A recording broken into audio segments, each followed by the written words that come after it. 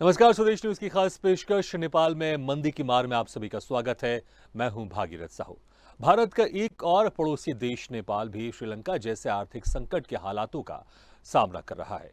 नेपाल के वित्त मंत्री जनार्दन शर्मा ने कहा कि विदेशों में रहने वाले नागरिक विदेशी पैसे के साथ नेपाल की मदद करें। नेपाल सरकार ने विदेशों में रह रहे नेपालियों से कहा है कि आर्थिक संकट से गुजर रहे अपने देश के बैंकों में वो डॉलर खाते, विदेशी मुद्रा खाते खुलवाएं और निवेश करें। वैश्विक महामारी कोरोना वायरस के कारण पर्यटन घटने से नेपाल के विदेशी मुद्रा भंडार में गिरावट आई है।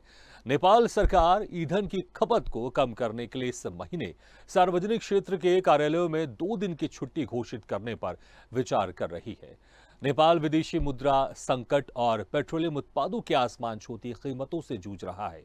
सूत्रों ने बताया कि सेंट्रल बैंक ऑफ नेपाल और नेपाल ऑयल कॉरपोरेशन ने सरकार को 2 दिन का सरकारी अवकाश देने की सलाह दी है। करीब 1 महीने से जारी रूस यूक्रेन युद्ध के परिणाम स्वरूप वैश्विक तेल की कीमतों में भारी वृद्धि हुई है, क्योंकि रूसी तेल पर प्रतिबंध लगाया गया है। अन्य प्रमुख तेल उत्पादक ईरान और वेनेजुएला को भी पेट्रोलियम बेचने पर प्रतिबंधों का सामना करना पड़ रहा है। कोविड-19 महामारी के कारण अंतर्राष्ट्रीय यात्रा ठप होने के बाद पर्यटन पर निर्भर नेपाल अपने विदेशी भंडार में गिरावट का सामना कर रहा है। अधिकारियों ने कहा कि सरकार इस सलाह में नेपाल ऑयल कॉरपोरेशन के लिए महत्वपूर्ण बचत देखती है, जो सब्सिडी दरों पर ईंधन बेच रही है और वर्तमान वैश्विक दरों पर भारी नुकसान उठा रही है। क्या वास्तव में नेपाल की हालत श्रीलंका जैसे होने जा रही है और नेपाल की इस परेशानी में भारत क्या मदद कर सकता है और नेपाल की ये हालत क्यों हुई? इन्हीं सभी विषयों पर हम आज चर्चा करेंगे। तो जिस तरह से श्रीलंका की हालत है, वहां पर आर्थिक संकट गहराया हुआ है श्रीलंका में, और अब वैसे ही हालत यहां पर नेपाल की होने की भी संभावना जताई जा रही है। और इस खास चर्चा पर हमारे साथ बातचीत करने के लिए जो मेहमान मौजूद है, मैं तारुफ करा देता हूं आप लोगों का। राजेश भारती जी हमारे साथ जुड़े हैं, रक्षा विशेषज्ञ, और सौरभ दुबे जी हैं जो कि विदेश मामलों के जानकार हैं। आप दोनों मेहमानों का बहुत बहुत स्वागत है स्वदेश न्यूज की इस खास पेशकश में। सौरभ जी, सबसे पहले मैं आपके पास जाना चाहूंगा। जिस तरह से श्रीलंका में हालत है, किसी से छुपे नहीं है। वहां पर आर्थिक संकट गहरा गया है। जो चीजों के दाम है, खाने पीने चीजों के दाम है, वो आसमान छू रहे हैं, लोगों की पहुंच के बाहर हो चुके हैं। और अब वैसे ही कुछ यहां पर नेपाल में भी दिखाई दे रहा है। इस वक्त जो स्थिति आप देख रहे हैं नेपाल में, उसका आप कैसे आकलन करते हैं कि श्रीलंका में जो स्थिति है, उस स्थिति से आप किस तरह से आकलन करते हैं नेपाल की स्थिति का? देखिए, ये सही है कि नेपाल में आर्थिक हालात ठीक नहीं है और विदेशी मुद्रा भंडार कम हुआ है, लेकिन दोनों का तुलनात्मक अध्ययन नहीं किया जा सकता क्योंकि दोनों के बीच में परस्पर अंतर है। श्रीलंका एक से पूरी जीडीपी में जो उसका योगदान रहा है, वहां पर पर्यटन का वो काफी ज्यादा रहा है। दूसरी तरफ पर्यटन का योगदान जीडीपी में नेपाल में बेहद कम है। दोनों का अगर तुलना श्रीलंका में मैन्युफैक्चरिंग इस लिहाज की नहीं, नेपाल में है। नेपाल बहुत सारी चीजें एक्सपोर्ट भी करता है। जहां तक रही जो प्राथमिक वस्तुएं होती हैं, खाने पीने की चीज होती है, और उसका उत्पादन नेपाल में काफी मात्रा में है, प्रचुर मात्रा में है। श्रीलंका में इस लिहाज से उत्पादन के लिए श्रीलंका काफी पीछे रहता है। अब देखें कि सरकार ने, नेपाल ने बहुत सारे कदम उठाए हैं। ऐसे कदम उठाए गए हैं नेपाल में कि आर्थिक हालात को बेहतर बनाएंगे आने वाले समय में, और ऐसे में भारत की भी नेपाल को मदद मिलती है।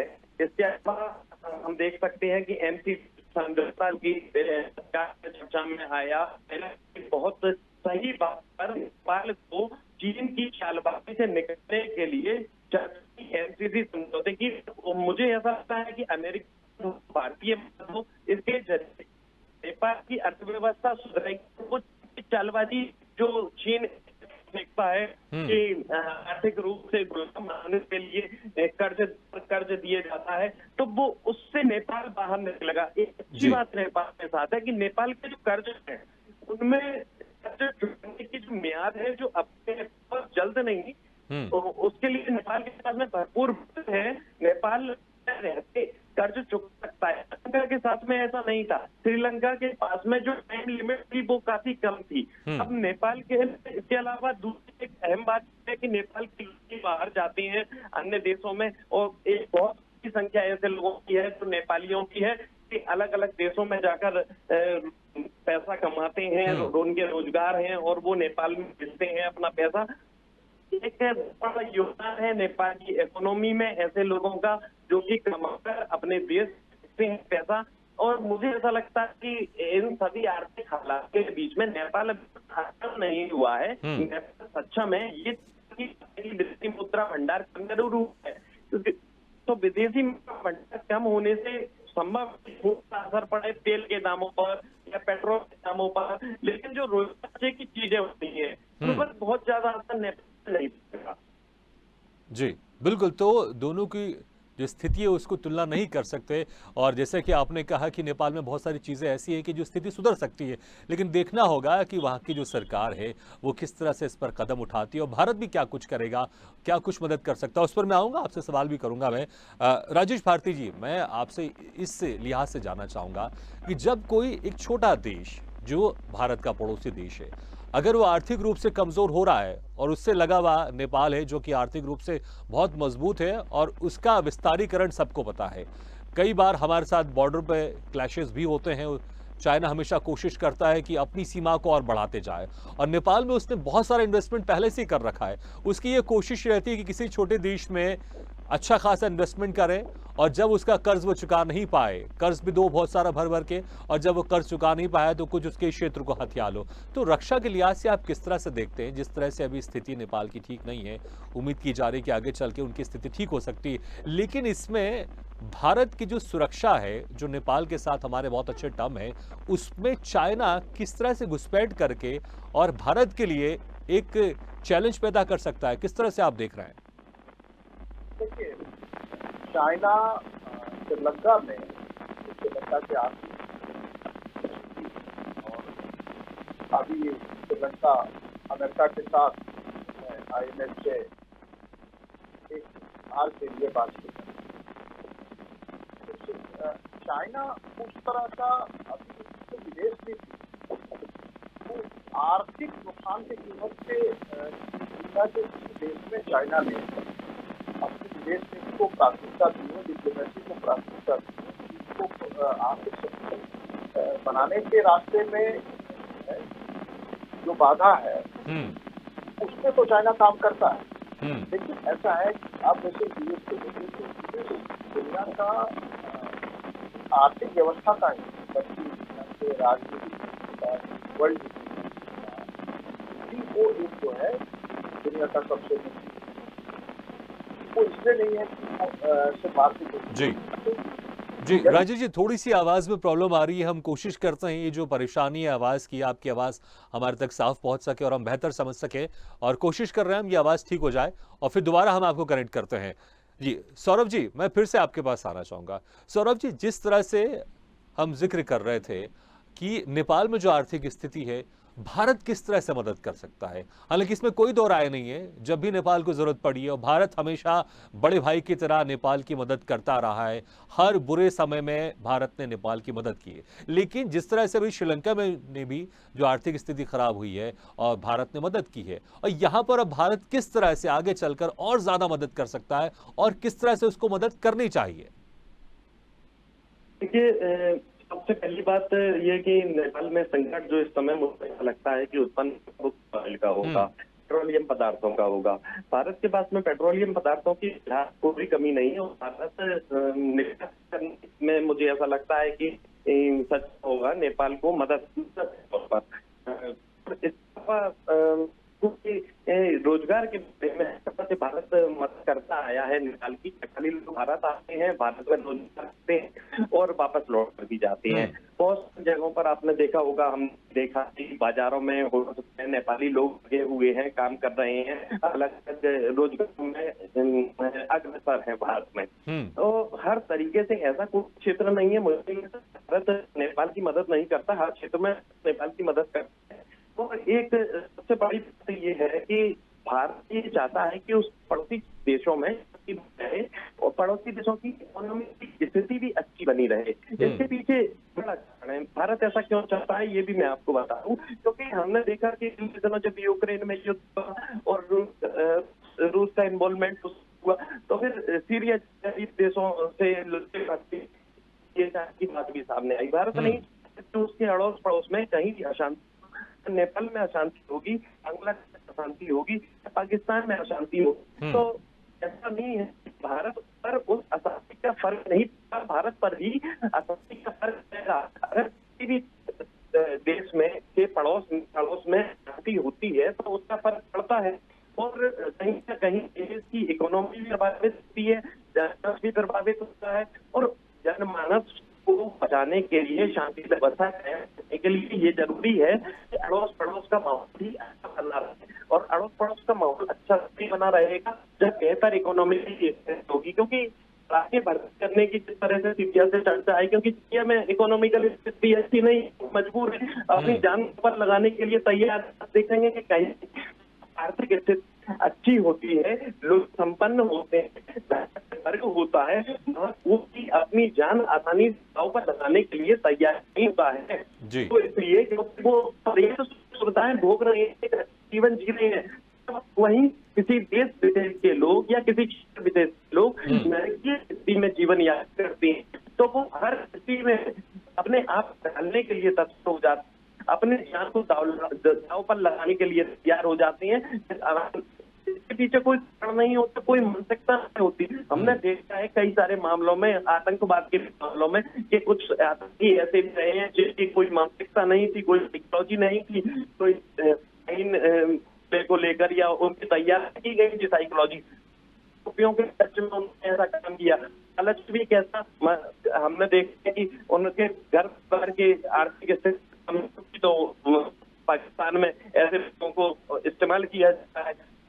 बिल्कुल सौरभ जी, बिल्कुल आपने ये सही कहा कि जो भारत के अगर पड़ोसी देश है वो स्थिर रहेंगे, वहां पर शांति रहेगी, उनकी अर्थव्यवस्था ठीक रहेगी, तो भारत को भी इससे फायदा होगा, भारत के लिए भी बेहतर है। अगर उनके पड़ोसी देशों में आर्थिक स्थिति ठीक नहीं होगी, स्थिरता नहीं होगी, तो कहीं ना कहीं इसका बुरा असर भारत पर भी पड़ेगा। इसलिए भारत को जो मदद है, जो नेपाल की हमेशा करता रहता है, और क्या कुछ मदद कर सकता है भारत, इस पर उसको जरूर ध्यान देना चाहिए। और ऑब्वियसली हमारी सरकार पूरी नजर बनाए रखी होंगी, इसमें कोई दो राय नहीं है। जी राजू जी, मैं आपके पास आना चाहूंगा, उम्मीद करता हूं कि अब आवाज आपकी हमारे तक साफ आएगी। राजू जी, उस वक्त जैसा मैं जिक्र कर रहा था कि रक्षा के लिहाज से, क्योंकि एक जो देश होता है, देश हमेशा ये चाहता है कि उसके देश में आर्थिक, पहले सवाल बीच में रह गया था, मैं उसका उत्तर करूंगा। जी बिल्कुल, मैं ये कह रहा था कि देखिए, विदेश नीति में किसी भी देश को, जो चीन का एंगल है नेपाल और श्रीलंका को लेकर, तो मुझे चीन से वो खतरा नजर इसलिए नहीं आता कि चीन अभी अपने आर्थिक नुकसान की कीमत पे अपनी कूटनीति या विदेश नीति को प्रमुखता देता हुआ दुनिया में कहीं दिखा नहीं। दुनिया में जब पाकिस्तान आर्थिक रूप से कमजोर हुआ तो वो खरा नहीं हुआ, लेकिन अमेरिका की विदेश नीति इसलिए एक सफल विदेश नीति रही है, या इतने लंबे समय से अमेरिका विश्व का एक प्रमुख देश बना हुआ है कि वो अपने साथियों के साथ जो है हर वक्त पे खड़ा होता है, और ये करना ही होता है यदि आप एक मजबूत साथी बनना चाहते हैं। तो श्रीलंका और नेपाल में चीन जो है इस आर्थिक चुनौती जो दोनों देश सामना कर रहे हैं, उसका कोई विशेष लाभ उठा लेगा, भारत को उसका नुकसान हो जाएगा नहीं, लेकिन भारत लाभ उठा सकता जी नहीं। लेकिन देखिए, इसमें एक चीज मैं ऐड भी करना चाहूंगा कि जिससे कि आपको भी पता है, सबको पता है कि चाइना बहुत सारा इन्वेस्टमेंट कर रहा है, और अभी जब काला पानी लिपोलेख में भारत के वहां के जो आर्मी के लोगों के साथ जब थोड़ी झड़प भी हुई थी, तो उसमें यह बात भी सामने आ रही थी कि उसमें जो कुछ सैनिक थे वो चाइना के भी थे। तो अगर कोई ज्यादा इन्वेस्टमेंट कर रहा है, कोई बड़ा कंट्री किसी छोटी कंट्री में इन्वेस्टमेंट कर रहा है, तो कहीं ना कहीं उसकी जो एक मंशा रहती है, खासकर चाइना की मंशा आप जानते हैं, उसकी ये मंशा रहती है कि वो अच्छा खासा इन्वेस्टमेंट करे, लोन दे, और अगर वो देश कमजोर है तो पैसों से उसकी मदद की जाए और अपनी घुसपैठ की जाए। और वो जानता है कि नेपाल भारत के बिल्कुल बहुत करीब रहा है, चाहे सांस्कृतिक रूप से या बॉर्डर के रूप से। और जैसा कि मैंने आपसे कहा, ये बात भी सामने आ रही थी कि जब क्लैश हो रहा था लिपुलेखा और काला पानी को लेकर, उस वक्त ऐसी भी खबर थी कि वहां पर चाइना की आर्मी भी मौजूद थी। देखिए, ये जो डर है ना, अब इस शताब्दी में, इस सेंचुरी में इस तरह के डर के लिए बहुत जगह नहीं बचा है, क्योंकि सूचना क्रांति इतनी तेजी से फैल गई है और इतना डीप रूटेड है कि आज कोई भी देश अपने संप्रभुता के मामले में यदि वहां की सरकार कोई समझौता भी कर रही है, झुक भी रही है, तो नागरिक समाज इतना विरोध में खड़ा हो जाता है। अभी आप देखिए कि यूएस का जो भी दखल पाकिस्तान के मामलों में, पाकिस्तान का आम जनमानस जो है अमेरिका के विरोध में मत रखता है। इसलिए अमेरिकन सरकार के दबाव में पाकिस्तान का सरकार एक सीमा तक ही जा पा रही है। तो अब जो है कोई सरकार या वहां सैनिक तैनाती कर ले या वहां की कोई भौगोलिक आकांक्षा पूरी हो जाएगी, इस तरह की स्थिति जो है। अच्छा, नेपाल की का जो समाज है वो लंबे समय से अपनी संप्रभुता के लिए जागरूक समाज रहा है। श्रीलंका का भी यदि हम संस्कृति देखें तो बहुत जागरूक समाज है और उसी जागरूक समाज के कारण ही जो सिंगली वर्सेज जो तमिल लड़ाई थी वो उसी, तो जो एक समाज अपने ही समाज के हिस्से को जो है उसके विशिष्टाधिकार को लेके झगड़ सकता है और एक युद्ध तक की माने आप देखिए कि श्रीलंका की सरकार को एलटीटी के विरुद्ध पूरी लड़ाई लड़नी पड़ी। तो मुझे लगता नहीं है कि वहां यदि कोई सैनिक उपस्थिति, चाइना अपने किसी निवेश की रक्षा के लिए यदि वहां थोड़ी बहुत सैनिकों को जो है व्यापारियों के रूप में या सैनिक वेश में भी अगर तैनात कर देता है तो इससे भारत को घबराने की जरूरत नहीं। भारत को कोई खतरा मैं नहीं देखता जी, भारत के लिए है नहीं। बिल्कुल सही बात कहा आपने कि भारत वैसे ही बहुत मजबूत देश है, इसमें कोई शक नहीं है। और भारत इतना मजबूत है कि अगर वो चाहे तो चाइना और पाकिस्तान को एक साथ दोनों को रोक सकता है और अपनी देश की रक्षा करने के लिए भारत बहुत मजबूत है। लेकिन हाँ, एक शंका रहती है जो भारत के नागरिक हैं, भारत की सरकार है, कि उसके आसपास के जो पड़ोसी देश है हमेशा उसके साथ बने रहे। कोई भी ऐसा देश जो भारत की तरफ बुरी नजर उठाता है वो उसके पड़ोसी देशों में घुसपैठ करके कोई ऐसा षड्यंत्र ना करे जिससे आने वाले भविष्य में भारत को परेशानी हो। लेकिन बिल्कुल आपने सही कहा कि भारत इतना मजबूत है और चाइना चाहते हुए भी ज्यादा कुछ नहीं कर सकता। लेकिन नजर हमेशा बनी रहनी चाहिए अपने दुश्मनों पर जो पहले भी इस तरह की चीजें कर चुका है। सौरभ जी, मैं एक चीज यहां पर और जानना चाहूंगा, अभी जो नेपाल में जो स्थिति वहां की खराब हो रही, बिगड़ रही है, इसकी जो जिम्मेदारी है, क्या आप वहां की सरकार को, उनके इंटरनल पॉलिसीज को मानते हैं या फिर जो वैश्विक तौर पर चीजें भी चल रही हैं, चाहे वो यूक्रेन और रशिया की युद्ध की बात हो रही है, जो तमाम तरह की जो चीजें चल रही, क्या उसका कारण वो है या उसका कारण इंटरनली जो वहां की सरकार है उसने समय रहते ध्यान नहीं दिया? इसको आप इसकी वजह मानते हैं, क्या मानते हैं आप इसकी वजह? देखिए, नेपाल आज जिस स्थिति में खड़ा है उसके पीछे कोई एक कारण नहीं है, उसके पीछे कई सारे हैं। नेपाल पिछली सरकार में जो फैसले लिए गए थे तो वही वजह से आज ऐसी तस्वीर बनी। नेपाल में इम्पोर्ट बहुत ज्यादा बढ़ा दिया गया था, मैन्युफैक्चरिंग स्तर पर नहीं हो रही जिस स्तर पर मैन्युफैक्चरिंग होनी चाहिए, इम्पोर्ट कम हो जाना, बहुत सारे कारण है। इसके अलावा कोरोना महामारी का प्रभाव पूरे पर हमने देखा है। अमेरिका स्थिति और यहाँ ऐसा लगा कि नाटो देश कहीं भिड़ न जाए रूस से, तो ये जो डर का माहौल है हमने देखा कि उसका असर दुनिया भर के शेयर बाजारों में भी पड़ा और रूस और यूक्रेन बाहर की स्थिति भी शेयर बाजार पर भारी पड़ा, तो आर्थिक स्थितियों पर असर पड़ा। दुनिया के शेयर बाजार आगे नहीं बढ़ पा रहे हैं। मैं भारतीय बाजार करूं तो भारतीय शेयर बाजार में लंबे समय से पहले वो जिस तेजी के साथ आगे बढ़ रहा था अचानक बीच में नीचे आए, निवेशक डरे हुए हैं। तो ये भारत में भी निवेशक डरा हुआ है कि पता नहीं कब क्या स्थिति निर्मित हो जाए। तो हाँ, भारत दोनों में अंतर है, मैं नहीं करूंगा यहाँ पर कि अभी इंटरनल स्थिति की जाए तो इंटरनल स्थिति में भारत मजबूत बना हुआ है, लेकिन एक डर का माहौल है।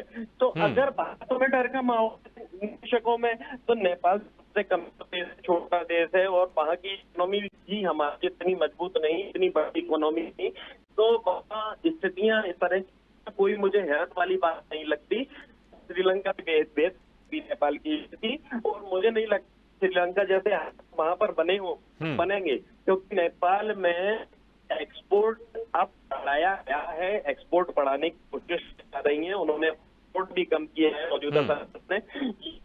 ये पिछली सरकार की नीतिगत फैसला है जो अभी सामने आ रही है, और अगर अभी लिए जा रही है तो इसका असर आगे भविष्य में जरूर आएगा। और मुझे लगता है कि नेपाल की स्थितियां सुधरेंगी, ऐसा नहीं कि नेपाल की स्थिति खराब हुई और आवश्यकता पड़ी तो भारत से भी हम उम्मीद कर सकते हैं कि भारत भी जिस तरह से ऐसा सहयोग करता रहा नेपाल भारत भी सहयोग करेगा और नेपाल की स्थितियां बेहतर होंगी, ऐसी उम्मीद की जा सकती है। बिल्कुल ऐसी उम्मीद की जा सकती है और इसमें कोई शक नहीं है क्योंकि जो नेपाल है वो भारत का एक खास दोस्त है, हमेशा रहा है और भारत ने हमेशा मदद की है और पूरी उम्मीद है कि जब भी आर्थिक संकट से जिस तरह से गुजर रहा है नेपाल और भारत जितना हो सके कोशिश करेगा मदद करने की। राजेश भारती जी, जिस तरह से मैं इसमें एक राजनीतिक सवाल भी आपसे करूंगा। अभी कुछ दिन पहले मोहन भागवत ने कहा था कि अगर हिंदुस्तान के लोग, भारत के लोग अगर तेज गति से अखंड भारत की तरफ जाना चाहे तो 15 सालों में भारत अखंड भारत हो जाएगा और अगर अखंड भारत की बात आती है तो डेफिनेटली उसमें नेपाल भी कहीं कहीं भारत में आता है और तमाम तरह के जो हमारे पड़ोसी देश है और तभी वो एक अखंड भारत का जो सपना एक पूरा होता है। तो मोहन भागवत ने जो कहा था अभी कुछ दिन पहले, तो और चाइना की जो मैं एक सोच, इसमें एक ये भी चीज़ मैं जोड़ना चाहूँगा, चाइना भी हमेशा चाहता है कि अपने देश को बढ़ाए, अपनी बाउंड्रीज को बढ़ाए और जो उसके आसपास के छोटे देश है उसको शामिल करे। भारत ने कभी किसी देश पर आक्रमण नहीं किया, इसमें कोई शक नहीं है और भारत कभी किसी देश पर जबरदस्ती नहीं करता है। लेकिन क्या भारत कुछ ऐसा कुछ कर सकता है जिससे कभी भविष्य में चलकर, एक मैं एक हाइपोथेसिस सवाल पूछ रहा हूं जिसमें मोहन भागवत का भी जिक्र कर रहा हूं मैं, कि क्या कभी कुछ ऐसा हो सकता है कि जिस तरह के भी आर्थिक संकट वहां पर गुजर रहे हैं कि हम डिफेंस की तरफ से भी मदद करें, हम राजनीति तौर पर भी मदद करें, हम पैसे के तौर पर भी मदद करें और आगे चलकर हम नेपाल भारत में शामिल कर लें? क्या ऐसा कुछ कभी हो सकता है? बहुत एक हाइपोथेसिस सवाल है लेकिन मोहन भागवत ने भी अभी कुछ दिन पहले इसका जिक्र किया था। आपको क्या लगता है आगे चल के क्या कुछ इस तरह के हालातों का भारत फायदा उठा सकता है? देखिए, मैं आपके इस हाइपोथेटिकल जो सवाल आपने कहा, मैं उस सवाल निश्चित रूप से जो है ये सवाल गूंज तो रहे ही है हमारे पास और मोहन भागवत के इस बयान के बाद काफी लोग जो है इस तरह के प्रयास लगा रहे हैं कि सबसे पहला तो नेपाल। लेकिन मुझे लगता है कि भारत जो है मोहन भागवत के जी का जो स्टेटमेंट है उसका रेफरेंस यदि हम सही संदर्भ में तो यहाँ पे अखंड भारत का मतलब है कि वहां तक हमारी सेनाएं तैनात हो, वो हमारे संप्रभु क्षेत्र का हिस्सा हो, वही नहीं अखंड भारत। यदि भारत और नेपाल बेहतर देश, जैसे भूटान आज भारत का सबसे करीबी देशों में से एक है, तो आज भूटान एक देश होके, अलग देश होके भी भारत के लोगों को वहां न जाने के लिए किसी तरह की समस्या है और भूटान हमारा एक तरह से जो है मोस्ट फेवर्ड नेशन है। तो नेपाल भी कभी ऐसा रहा था। हम ऐसी स्थिति में पाकिस्तान भी चाहते हैं, मोहन भागवत के स्टेटमेंट का, अफगानिस्तान में भी चाहते हैं, बांग्लादेश में भी चाहते हैं कि ये सब भारत के मैत्रीपूर्ण संबंध हो जाए और इस तरह के संबंध हो कि जैसे दो पड़ोसियों के बीच होते हैं या आज के इस पूंजीवाद के दौर में दो भाइयों के बीच ऐसा कि दोनों अलग अलग जीवन यापन करते हैं लेकिन बेहतर समन्वय रखते हैं आपस में, एक दूसरे के साथ सहयोग करते हैं। इस तरह की बात मैं देखता हूँ। तो उसको भारत में मिलाए जाने के विचार से या इस तरह का कोई जो है विचार से मैं सहमत नहीं हूँ और शायद ये संभव। बिल्कुल, और जैसा मैंने पहले जिक्र भी किया कि भारत ने कभी किसी दूसरे देश पर आक्रमण नहीं किया है, ना ही किसी दूसरे देश पर कब्जा जमाने की नीयत से काम किया। लेकिन एक सवाल उठा था क्योंकि अभी गूंज रहा है राजनीतिक हलकों में, तो मैंने कहा एक मैं पूछ लूं क्या इसका कुछ भारत इसको लेकर सोच सकता है। जी सौरभ दुबे जी, समय बहुत कम है, एक आखिरी सवाल आपसे करना चाहूंगा। देखिए, पाकिस्तान की जो इमेज है वो तो बहुत खराब है, इसलिए उसको बहुत सारे जगह से उसको लोन नहीं मिल रहा है, ना कर्ज मिल रहा है। लेकिन अभी जो नेपाल की स्थिति है, क्या उसको विदेशों की तरफ से या जो वर्ल्ड बैंक होते हैं उनकी तरफ से किस तरह से मदद मिल सकता है उनको, जो स्थिति अभी जो जिस तरह से फेस कर रहा है नेपाल, उससे वो बाहर निकल सके? देखिए, एशियन डेवलपमेंट बैंक की मदद की, विश्व बैंक ने भी नेपाल की मदद की और भारत की बात यहाँ नहीं कहूंगा क्योंकि तो नेपाल के बड़े भाई की तरह है जो कभी भी मदद कर सकता है नेपाल। बिल्कुल। तो हम देखें तो दूसरे भाई निवेशकों की बात करें, निवेशक क्या चाहता है? निवेशक शांतिपूर्ण माहौल चाहता है, वो अपना माल मैन्युफैक्चर बाहर करना चाहता है जिससे शांतिपूर्ण माहौल मिले। नेपाल की एक खास और एक अच्छी बात ये है कि नेपाल में माहौल शांतिपूर्ण है, पाकिस्तान जैसा दहशतगर्दी का माहौल नहीं। आज ये काम है पाकिस्तान निवेश नहीं करना चाहता, कोई अपनी भी स्थापित नहीं करना चाहता, नहीं स्थापित नहीं करना चाहता दुनिया का उद्योग पाकिस्तान के अंदर बिल्कुल जाकर सौरभ जी, कोई तो कुछ बिल्कुल नहीं करना मैं चाहता। समय कम है इसलिए मैं आपको कट करना चाहूंगा, लेकिन जो आपने कहा वो पॉइंट टेकन हो गया है कि जिस तरह से स्थिति पाकिस्तान की, वहां पर कोई इन्वेस्ट नहीं करना चाहता, और वैसी स्थिति नेपाल की नहीं है। नेपाल में शांति कायम है, शांति बनी हुई है, और वहां के जो संस्कृति है, वहां के जो लोग हैं, और विदेशों में उसको लेकर एक अच्छा प्रभाव है। इसलिए मुझे लगता है कि जैसे आपने भी जिक्र किया कि जिस स्थिति से अभी नेपाल गुजर रहा है, उस स्थिति से नेपाल बहुत जल्द उभरेगा, और भारत की तरफ से जो मदद की जाती है एक छोटे भाई को, वो मदद जरूर की जाएगी। आप दोनों मेहमानों का बहुत बहुत शुक्रिया हमारे इस खास कार्यक्रम में चर्चा में शामिल होने के लिए। तो नेपाल में मंदी की मार है फिलहाल, लेकिन जैसे कि हमारे दोनों गेस्टों ने कहा कि उम्मीद की जा रही है कि बहुत जल्द जो श्रीलंका के हालात हैं वैसे हालात नेपाल के नहीं होंगे, और बहुत जल्द नेपाल इस मंदी की मार से बाहर निकलेगा। हमारी इस खास पेशकश में फिलहाल इतने हैं, लेकिन खबरों का सिलसिला लगातार जारी। आप देखते रहिए स्वदेश न्यूज, सबसे पहले देश।